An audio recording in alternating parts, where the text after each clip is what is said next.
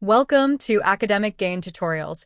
In this video, we will discuss about the differences between demand pull inflation and cost push inflation. Number 1. Demand pull inflation is caused by excessive demand in the economy, whereas cost push inflation is caused by an increase in the cost of production. Number 2. Demand pull inflation originates from the demand side of the economy, whereas cost push inflation originates from the supply side of the economy. Number 3. Demand pull inflation occurs when aggregate demand rises faster than aggregate supply, whereas cost push inflation occurs when production costs increase and push prices upward. Number 4. Demand pull inflation is triggered by higher consumer spending, easy credit, and government expenditure, whereas cost push inflation is triggered by rising wages, fuel prices, taxes, and raw material costs. Number 5. Demand pull inflation increases the demand for goods and services, whereas cost push inflation may reduce demand because products become more expensive. Number 6.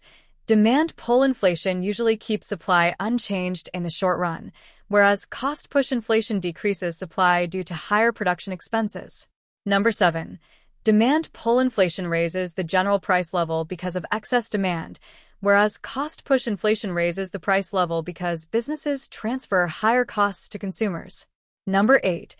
Demand pull inflation may initially increase output and economic growth, whereas cost push inflation generally reduces output and production.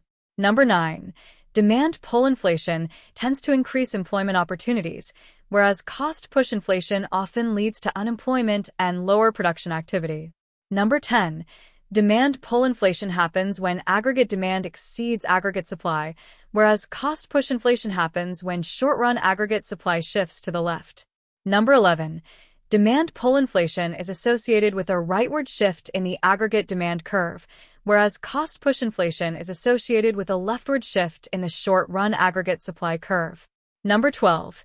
Demand pull inflation is common during economic booms and festive seasons, whereas cost push inflation is common during oil price hikes, wage increases, or shortages of raw materials. Number 13. Demand pull inflation is usually short to medium term in nature, whereas cost push inflation may continue for a longer period depending on the severity of rising costs. Number 14.